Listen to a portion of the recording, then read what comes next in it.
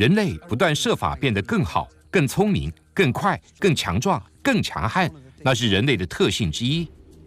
但是大自然耗费35亿年，产生别出心裁的生命问题解答，所以人类努力想解决的问题，生物演化已经都解决了，表示自然界充满绝妙计策。像如何保持凉爽，因为实在很热；增强我们的力气。哦，这实在真是不舒服啊！隐藏起身形，真是难以置信。本集节目中，我们要揭露惊人的动物能力。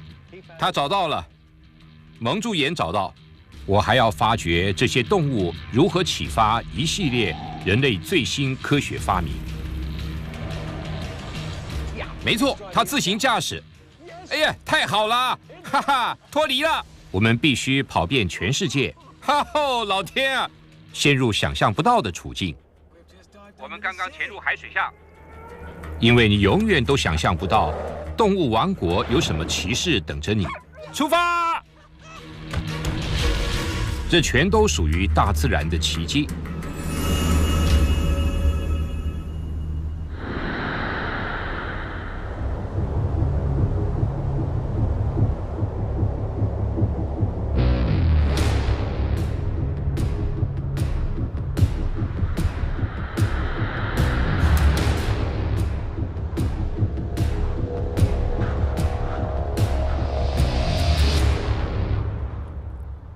我们全都梦想拥有超能力，远远超过人体限制的能力。信不信由你，动物王国能相助。像这么灼热的环境，到某一点，人体真会停止出汗。这让人担忧，因为如果无法出汗，就失去调节体温的能力。只要比正常体温高个几度，大脑就会开始受影响。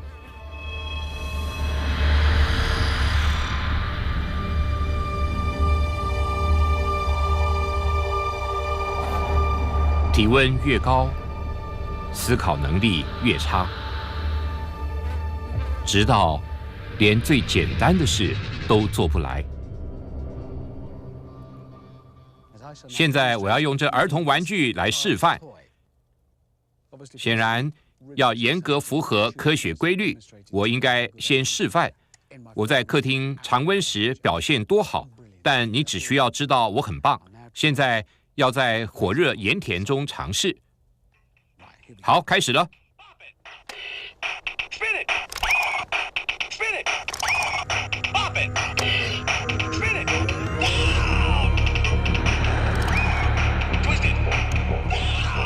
计划是我听玩具发令行事，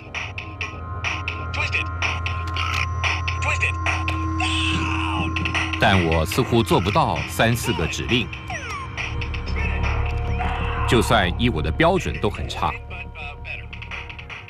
实际发生的状况是，大脑热度升高，3个关键区域会失效。首先，我忘了。实际状况是，当大脑发热时，有3个关键区域会失效。首先是工作记忆，也就是记住这些能做什么；其次是短期记忆，记住机器指示你做的事；最后是动作协调，你也许记得指示还有各项动作，但你必须让手到位来使用。所以虽然看来荒唐可笑，但很适合我们用来快速测试这3件事。再来多做几次。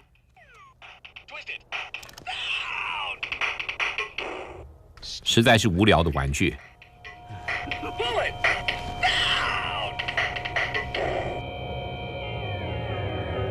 好了，我了解，在这偏乡旷野，精通儿童玩具对我实在没什么用。但有许多真实生活情境在高热下维持大脑运作，不但理想，而且很重要。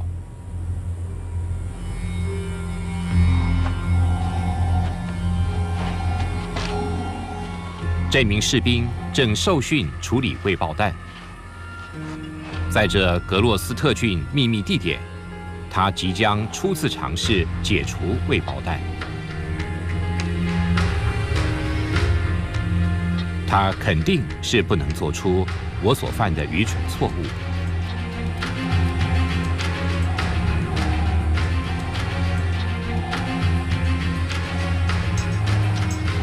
从头到脚覆盖着厚厚的保护盔甲，他全身非常热。要处理生死关头的最重大决策，他如何能确保有足够智力迅速反应？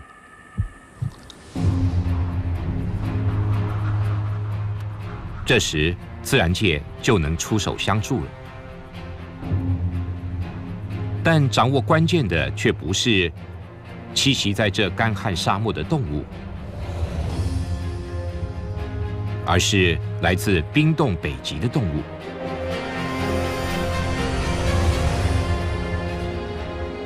能在地球最冷气温存活的动物。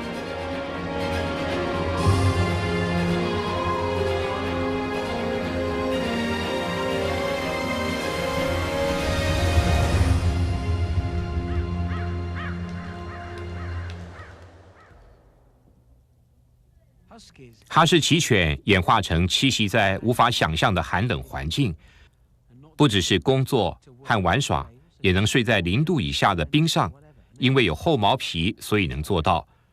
但不单是单层毛皮，而有双层，外层毛皮是防水的粗毛，在里面底下还有第2层柔软的隔热毛皮，而且效果非常好。问题是，当它们全力工作时，会怎么样呢？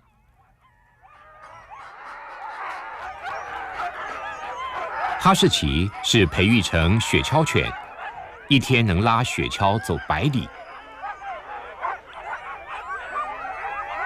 它们如何应付发热问题？大家都准备好了吗？15秒之后开始。10、9、8、7、6、5、4、3、2、1，出发！哈哈！你可能会觉得，在北极环境中热不会成问题。为了更凸显它们的超能力，我们决定让它们在较热的地方疾驰。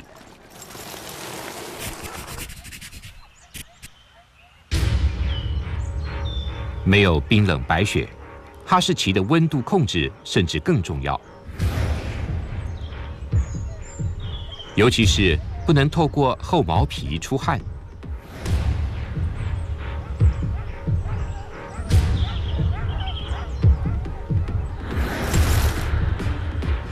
我们都知道，将狗留在热气车里都很危险。那它们到底如何避免过热？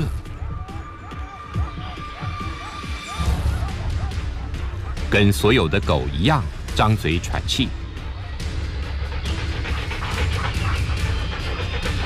但这不足以控制体内的温度。影响大脑的关键核心温度。它们以截然不同的方式来处理这种温度，利用脚爪。结果揭晓，蓝队获胜，可见体温控制的重要性。好，我来设法仔细检视狗爪，尽我所能了。脚爪很多，利牙也几乎一样多。我手上有这个装置——热显像摄影机，应该能让我向你说明，而不必失去手指。你可以看到这只狗体温相当平均，但狗爪是发亮白热。有纵横交错的小血管网路，表示这些肉质就像惊人的小散热器，让血液冷却，再送回哈士奇的身体和大脑。就是这自然设计的奇迹，产生协助人类保持冷凉的发明。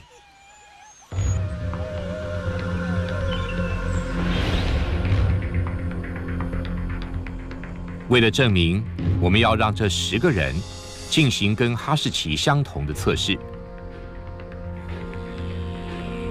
像狗一样，身体和头都盖住，让他们很难出汗排除过热。我们还让温度比他们习惯的更暖一点。好，我们开始吧。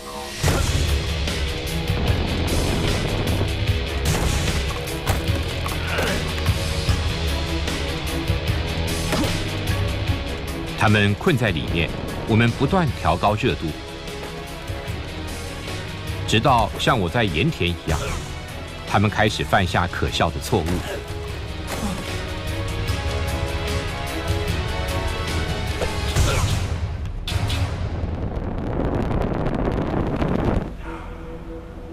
我们就在那时拉出2个过热最严重的人，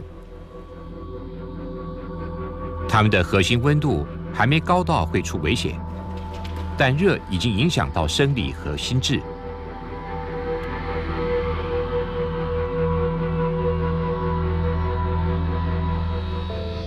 不过我们能够出手相助，用这个。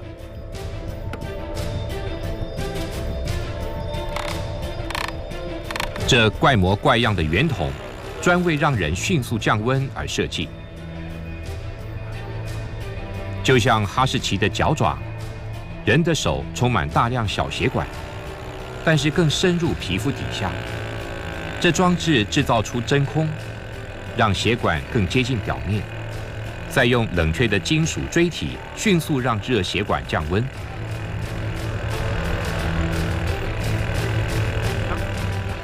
在热影像上看不到，它只记录表面显示的热气，但这2个仪表显示这2个人的核心温度效果极为显著，可以清楚看到差异。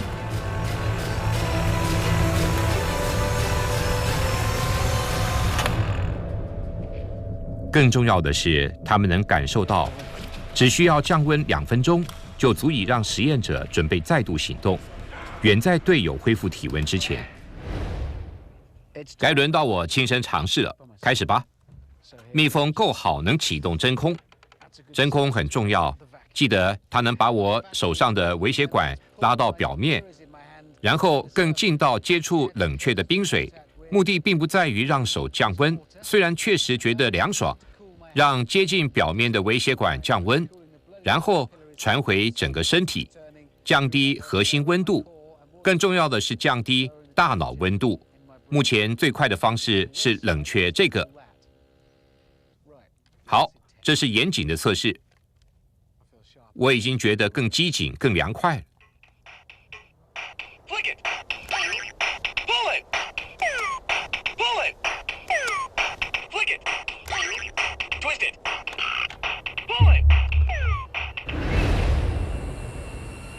这的确真是很好的消息。处理未爆弹的人员向受训人员施若能受益。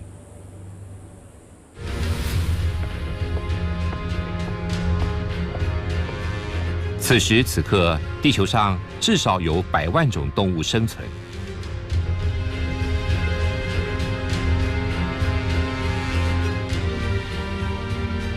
但这些只是我们所发现的。科学家相信，可能其实有8、9倍之多。800万种不同种类的动物，可让人类学习。然而，模仿这些生物可不是一直都很容易。我绝对不想让人觉得模仿自然都是简单的过程，绝对不是。有时要经多年不断艰苦摸索，这里有样东西，虽然已经尝试数十年，科学家还在努力模仿。这东西比人发还细，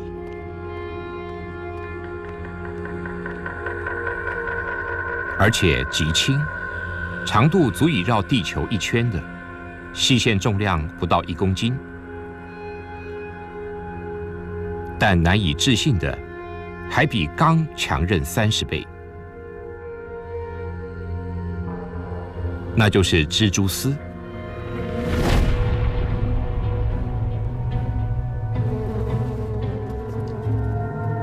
这惊人的物质能让蜘蛛到处建构家园和陷阱。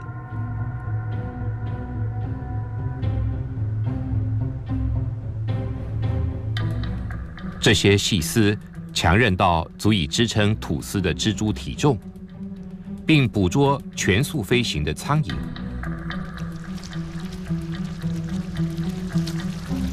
吐丝时，要透过这些称为吐丝器的小喷嘴，旋转喷吐出丝纤维，有助于增加丝的强度，跟人做绳子一样。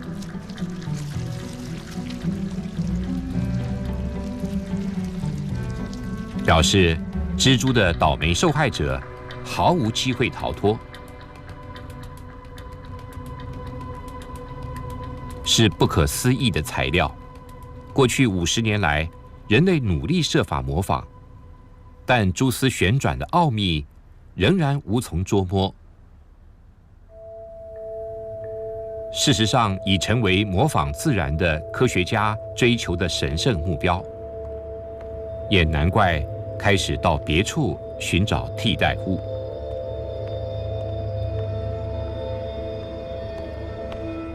奇怪的倒是寻找之处。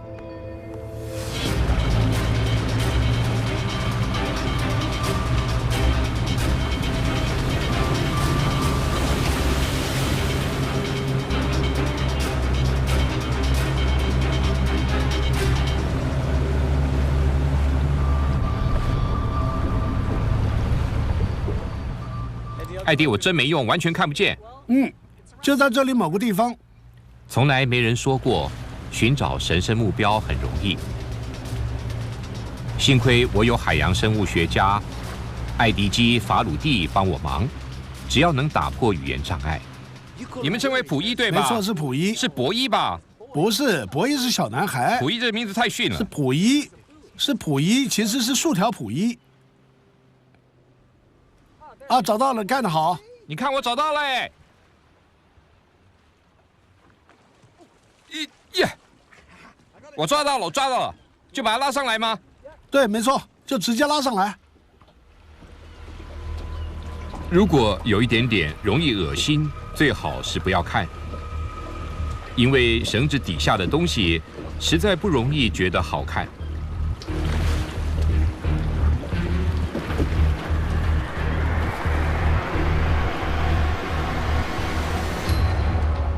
就是这些东西吗？没错。长得实在不好看。对，没错，长得还实在真丑啊。这些是盲鳗鱼，不像一般的鱼，倒比较像鳗。它们身上没有鳞或鳍，没有真正的眼睛，所以必须在深海中到处摸索、嗅闻谋生，几乎就像是在海床上爬行的蛇。我不知道，可能是摇晃，我忽然觉得有点反胃。主要是因为我知道抓回岸边以后要干什么。我们抓的够不够多啊？看起来只抓到10几条，我想我们需要大约150条才能够真正的进行示范。艾迪似乎很坚持，所以我们重新投入工作。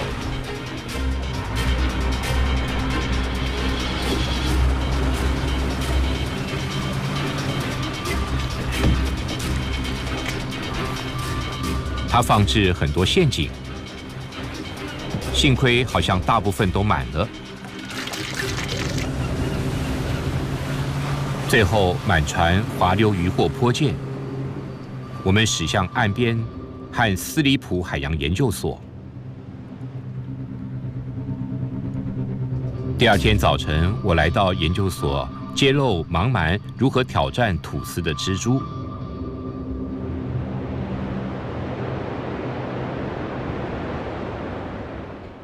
问题在于，劝诱蜘蛛吐丝很容易，我就干过这事儿。但你绝对不相信，我们是多费周章，才能让盲鳗从事类似的动作。首先，必须将特制煮水池装满400加仑的水，然后放入艾迪和我抓到的150条盲鳗，然后还必须加入搅动器，在煮水池中搅动，激起盲鳗骚动，那就是我。我就是搅动器，跟盲鳗在那里，这是必要吗？很不幸，艾迪保证绝对必要。他丝毫不浪费时间，立刻准备做实验。对150条小鱼来说，这可能是很大的水池，但显然他们要做的事需要很大的空间。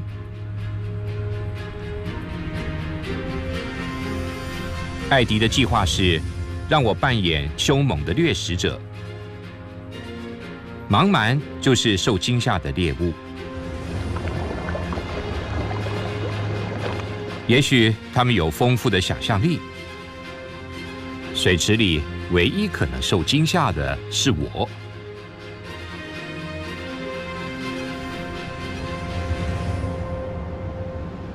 尤其是看到艾迪想要如何把我搞进去。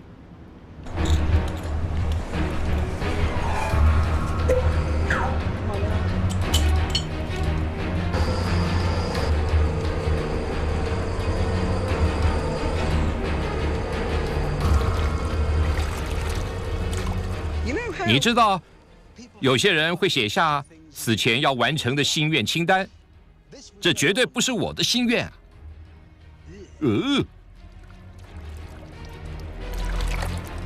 要是觉得盲鳗外表实在够丑，那就等着看他们的派对特技吧。因为盲鳗有喷粘液的本事，很厉害，真是恶心啊！我没伤害任何盲鳗，只是惊扰他们。哟，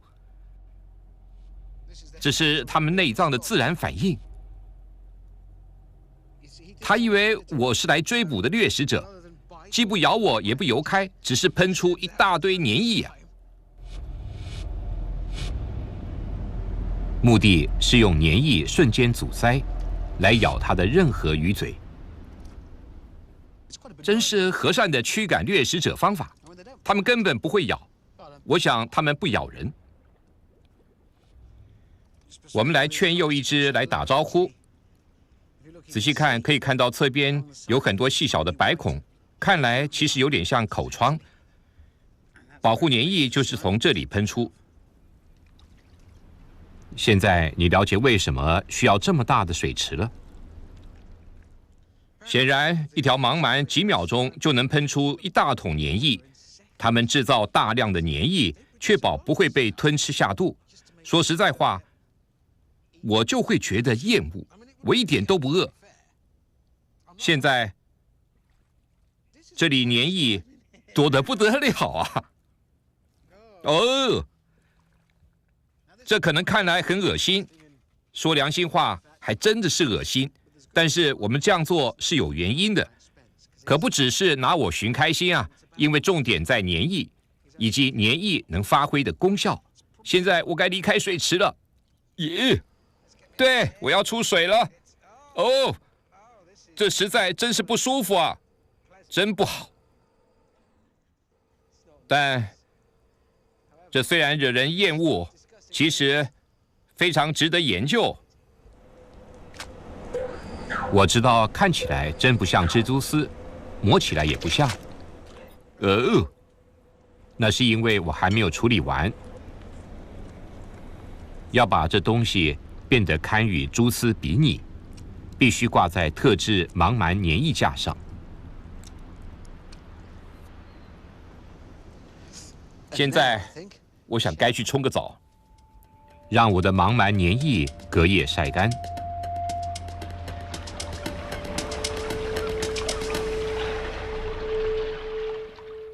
那这黏液里到底有什么？基本上是海水内含细小蛋白质串。为了示范以小段电线来代表，让科学家兴奋莫名的是，如果用小段电线来带蛛丝，每一串大概看来就像这样。因为蛛丝事先已经由蜘蛛的吐丝器旋过了，所以复杂的多，可以看到这很难进行合成。但是这个就值得尝试破解。问题是，能像蛛丝那么强韧吗？该来查个明白了。首先要定几个基本原则，量测任何材料强度的基本方式是做拉伸测试。理论上一点都不复杂，这机器会把纤维拉到断为止，然后再仔细量测结果。现在来看其他人类已经善加利用的天然纤维。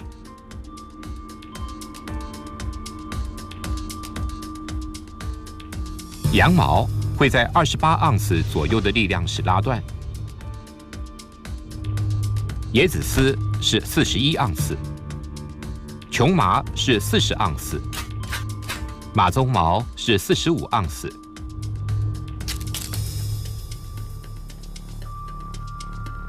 蛛丝已经旋过，但更细，却能承受高达70盎司。看过这场竞赛之后，再来看茫茫黏液的表现。也许外表看来不像，但这确实是我昨天收获的茫茫黏液。经过一夜海水排掉蒸发，它完全干燥了。所以我想该做点科学测试了，就在此时此地进行加点砝码，这个5盎司，把砝码挂上去。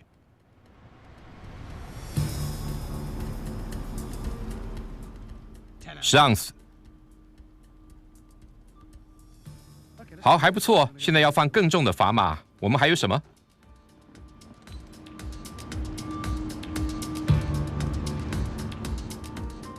？16盎司。接下来的重量是羊毛的拉断点，这是28盎司重的砝码。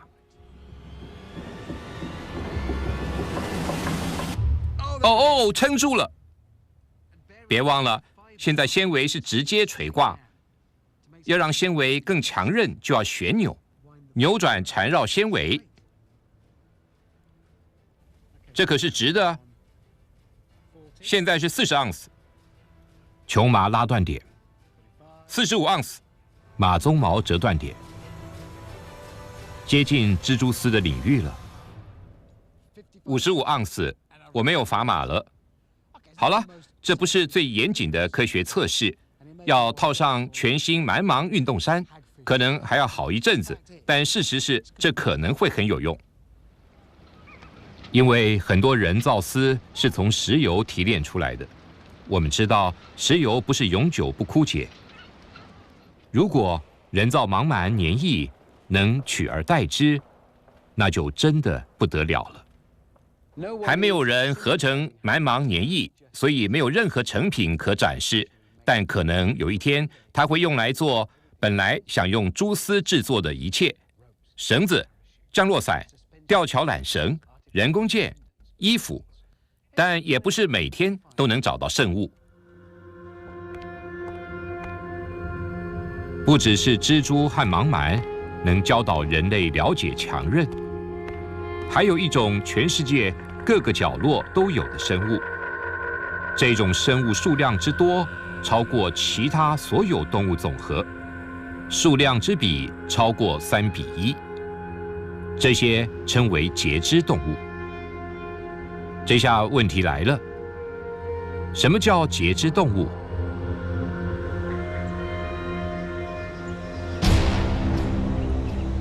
这只螃蟹就是。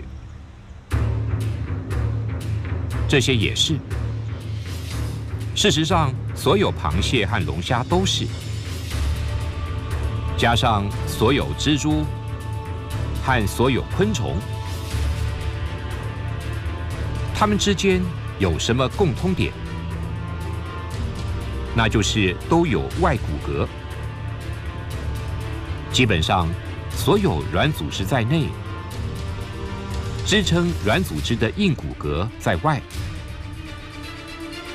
提供这些螃蟹超能力保护和强度。对人类也是很实用的力量，让我开始思索是否有简单的方式能了解外骨骼的运作机转。我想到这个，请耐心听我说。没听说过牛有外骨骼，因为本来就没有。但这只玩具牛运用很多相同基本原理。这里有一串硬管，由肌肉相连在一起。肌肉是以里面的绳子代表。现在绳子受牵引，肌肉在运作，一放松，牛就松垮倒下。再次拉紧，牛又站起来，再度强硬坚固。这种坚固特性提供节肢动物极大强度优势。我来尝试示范我的意思。当我举起这些哑铃，向外伸展拉出，必须使用所有肌肉，保持手背在水平位置。表示我无法伸出太久。但如果建构方式不同，如果有外骨骼盔甲的强度和坚固呢？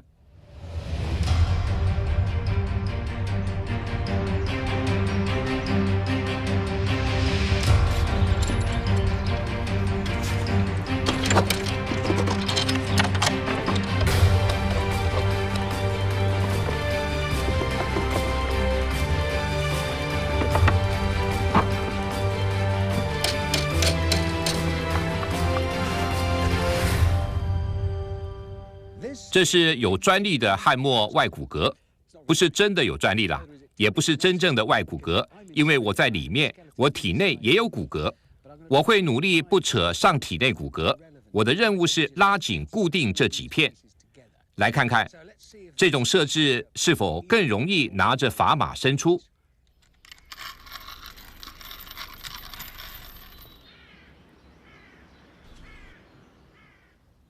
成功了！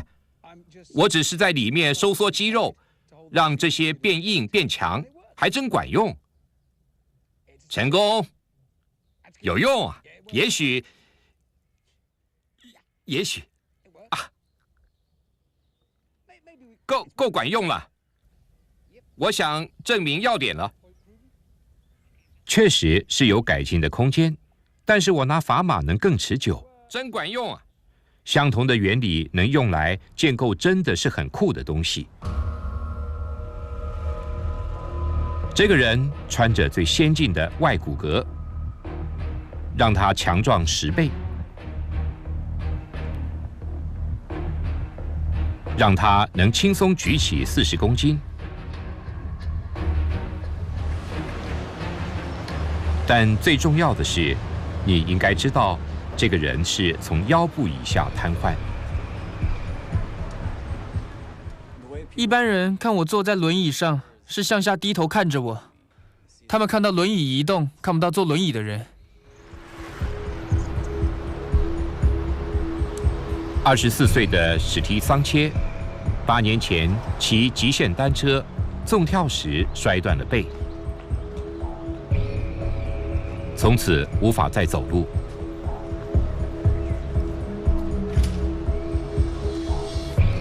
但今天是改变一切的日子。他被召唤到加州大学不讨人喜欢的地下室，房间里的东西将改变他的人生。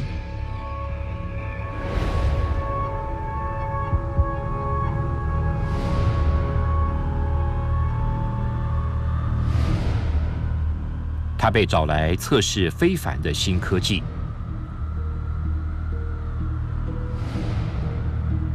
根据节肢动物运作方式做成的外骨骼，我加入加州伯克莱大学外骨骼专案，这是因为学校经常需要有测试者来测试机器，我就想说，我可以做。过去12个月以来，伯克莱团队都在做特制服装，特别是为它打造设计。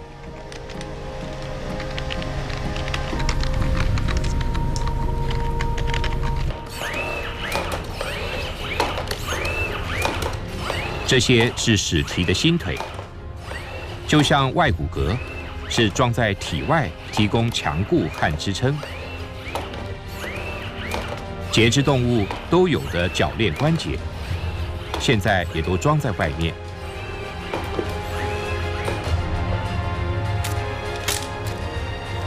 该来试用了。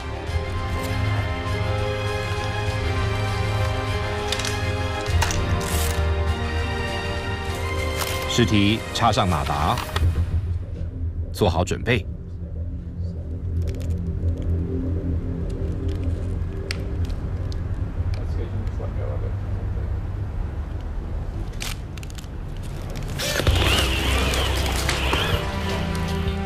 看起来真不错。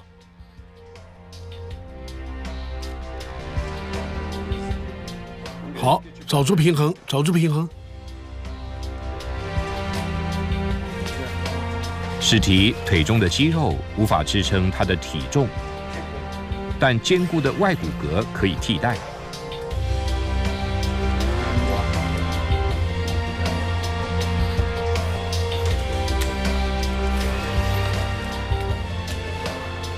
这是7年来史提桑切跨出的第一步，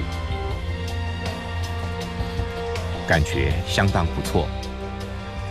我第一次走路，感受外骨骼，是快乐满足的成就感。跨步不再是问题了，走就对了。能够回到从前的样子，感觉真好。走廊外有特殊的旁观者，史提的爸妈来看儿子，重新再次学习走路，那是骄傲的时刻，对他们所有人都是。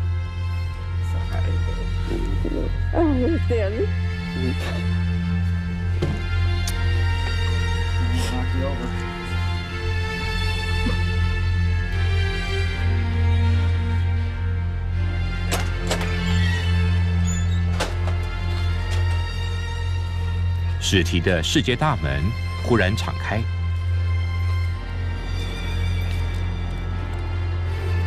他今天坐轮椅来到，但离开时用2脚走，穿着受自然启发的外骨骼。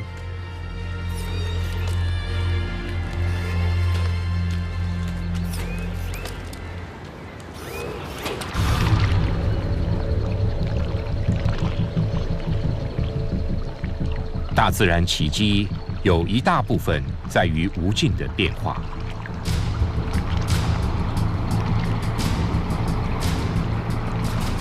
不同动物以无数方式来解决相似的问题。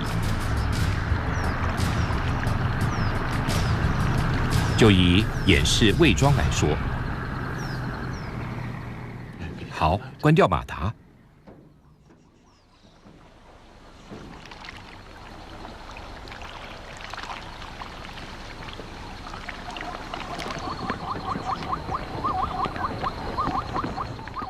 很容易会认为斑马的条纹是特别设计来凸显，像穿睡衣的小马那样突出，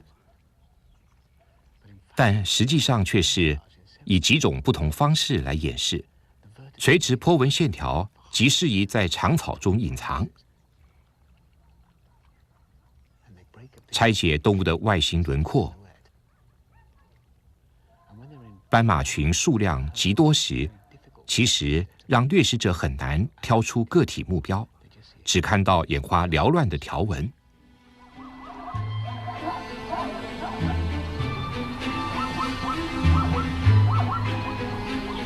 斑马条纹一方面打碎轮廓，一方面让它们融入背景中。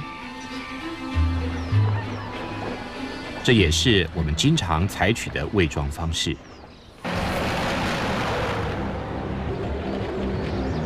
拿个要隐藏的东西，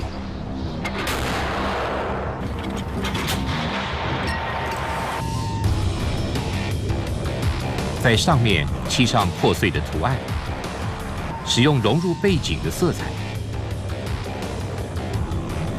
似乎行得通。你可能根本没注意到，前几个镜头藏了坦克，那就是问题所在。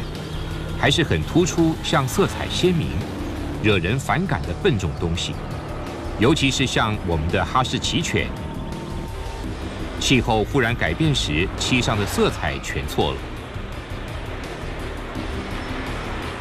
我们需要稍微再更巧妙一点。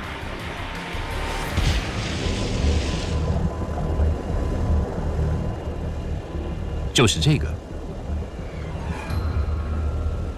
墨鱼让伪装达到新层次，能改变颜色、形状和质地，完全融入背景之中。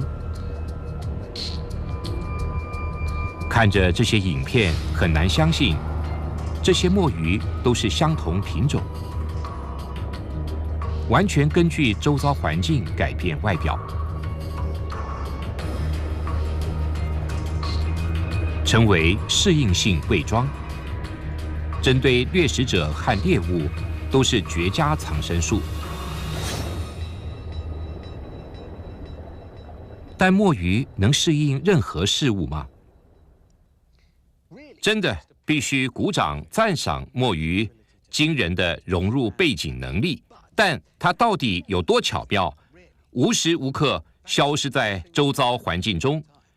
墨鱼针对海草、沙、小原石等进行伪装是一回事，但针对更复杂的事物，它们如何伪装自己？比方，有点像这个。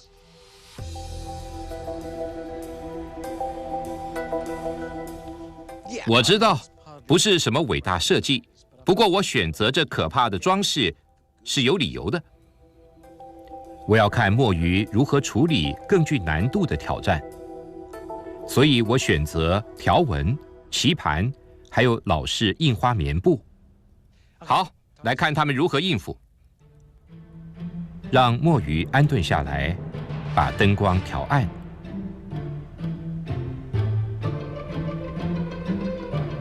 他在探查环境。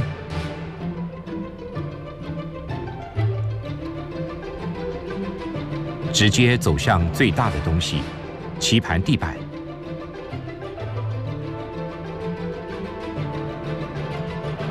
真不可思议！我想他在尝试，绝对开始像个棋盘。虽然不是装得很像，还是令人佩服。好，接下来呢？斑马毛皮地毯，他在即兴创作，回到能掌控的工作吧，这才像话。他融入躺椅中，很愉快。但注意一件事，他不是伪装成眼前的可见事物，而是伪装成底下的事物。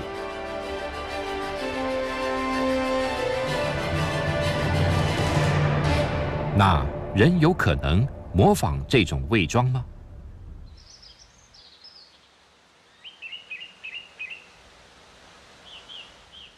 是我现在在你眼前，但我是隐形人。看，是我，穿着三明治隐形版，是我自己的创作。我来说明一下，在前面我们有液晶平面电视，在后面有部摄影机，摄影机能看到我身后的景物，把那影像投射到电视上，好像你是穿透我看景物。最有意思的是，这非常接近墨鱼的方式，当然，它不使用平面电视，而是全身都有光感应细胞。一边细胞告诉另一边细胞所见的情景，以便进行复制，就好像穿透墨鱼见物，是相同的处理。但跟我一样，不是用眼来执行，我是使用摄影机，它是使用感光细胞，它不是有意识进行，而是直接就会发生。最大的差异是所耗费的能量。我尝试用电池行不通，然后用汽车电池持续1分钟，最后只好插入家里的主电源。墨鱼可不需要主电源，所有动作只需要一天吃1500卡热量从螃蟹和虾中摄取。我可是没办法用虾蟹充电，而必须使用主电源。问题是，能用墨鱼超能力隐藏60吨重的坦克吗？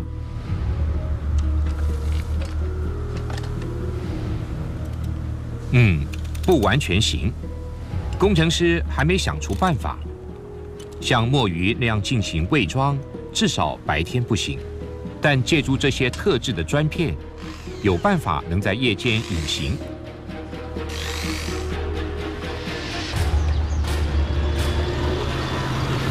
我知道，现在你还是看得到。重点就在这里，在夜间颜色并不重要。要是用红外线摄影机，它们甚至会更突出，因为会产生大量的热气。摄影机会侦测到热气，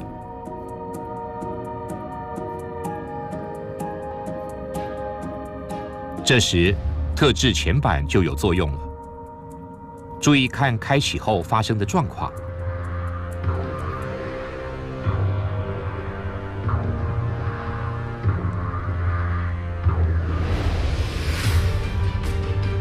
坦克完全消失不见。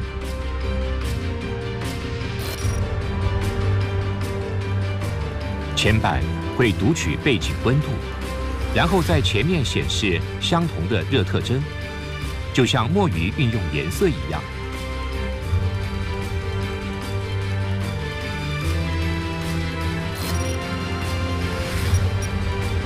它也跟墨鱼一样，还藏了一招，能够假装是完全不同的东西。在这里是假装成家庭小客厅，真令人难以置信。模仿墨鱼伪装做成的隐形坦克，在安静的夜晚很不错。隐形的能力显然很吸引人。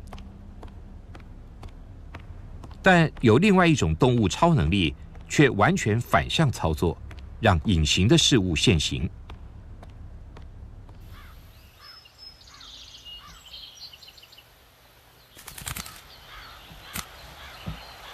这是翠鸟，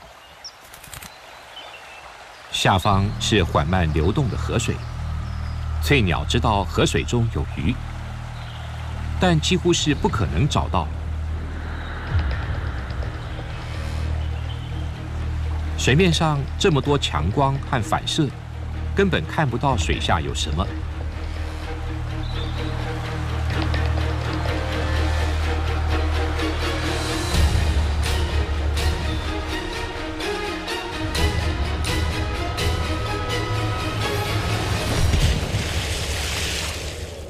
在这种条件下，翠鸟应该没希望。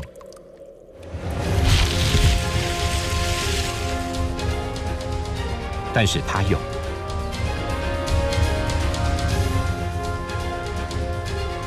一条鱼，熟练地直接插中鱼身。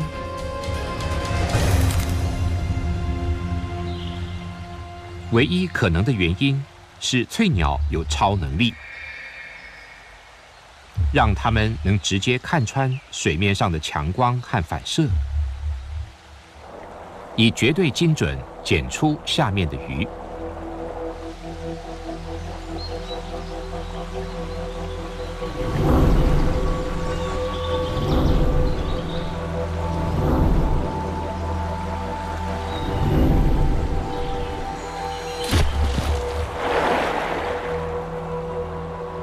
如果以为翠鸟只在潜入水下才找到鱼。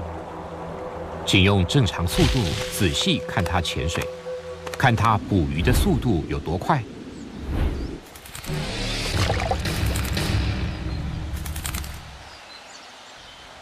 一眨眼功夫就完成了。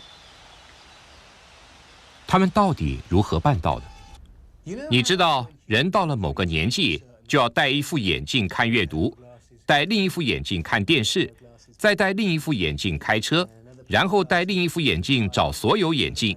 这样想吧，翠鸟好像具备所有这些眼镜，但是一次全都戴齐，只是放在眼睛晶体四周不同的位置，所以绝不会看到翠鸟头上戴着眼镜，然后到处问人眼镜在哪里。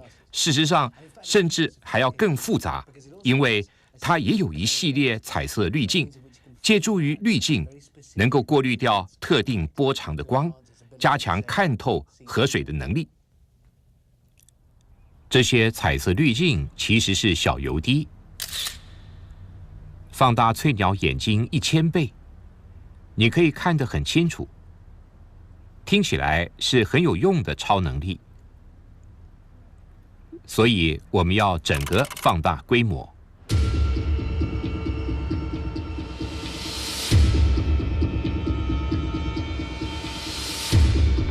这架轻航机要代表翠鸟，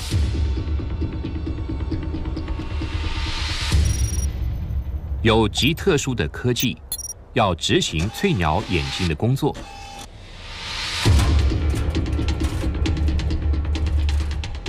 因为这部摄影机的灵感直接取自小油滴运作方式。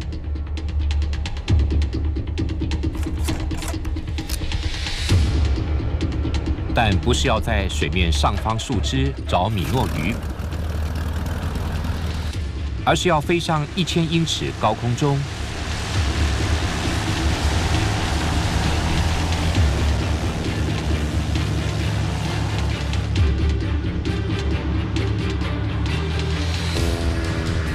无可否认会很为难。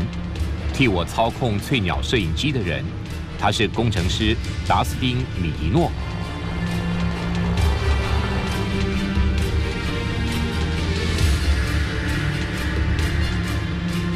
为了给他机会表现，鱼也稍微放大一点，从4公分长放大到15公尺。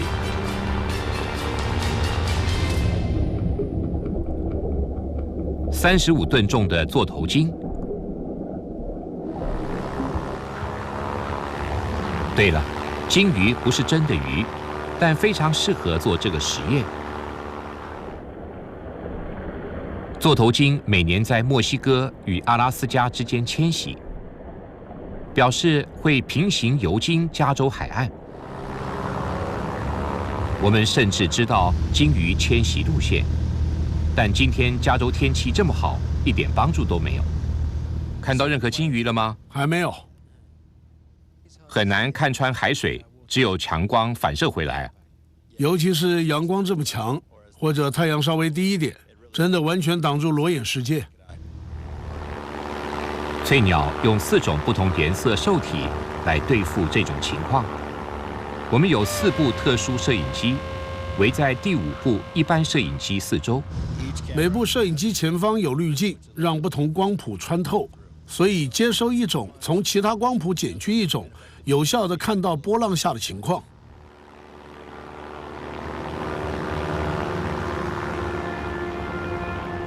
我们飞到鲸鱼公路上方，是座头鲸来回游上万里路的一条海洋带。现在应该看到他们从墨西哥由南往北游，基本上会看到他们通常单只或成双牵游，他们会浮上水面呼吸。我用一眼注意看，比你说法了。其实我用双眼，你用数位系统。即使我们都在找，超大翠鸟飞机似乎运气不佳。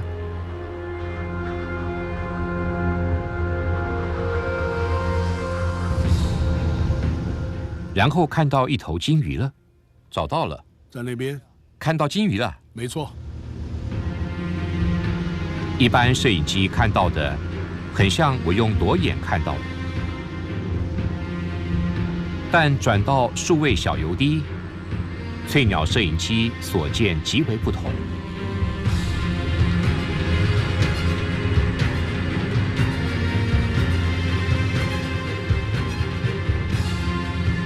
并排比较可以看到显著差异。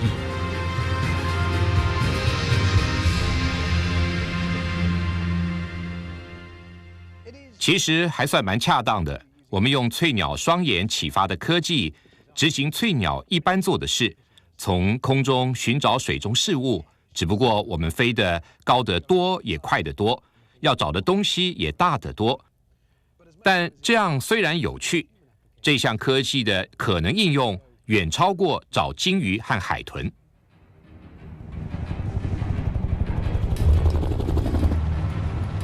设计者已经在研究将翠鸟科技应用在海上救援。去年在英国海域成功救起5000多人，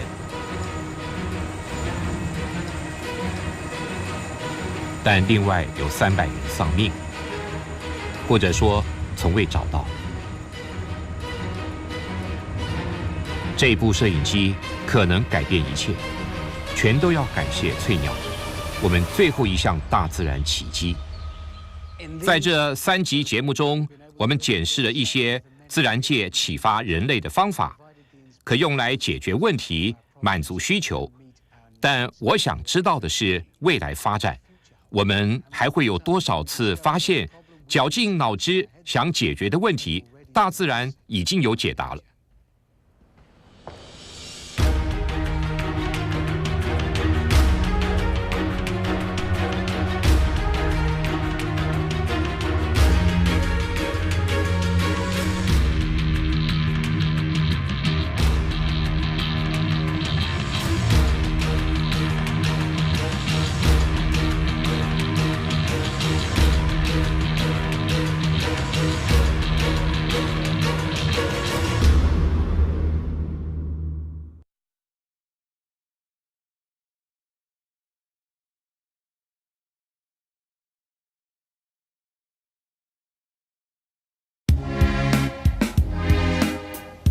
捐款赞助公视，公视给你多元观点。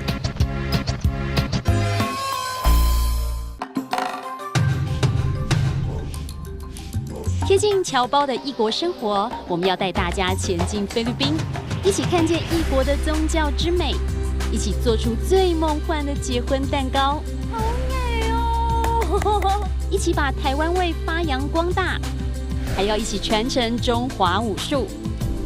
情牵四海，让我们一起到菲律宾侨胞家做客。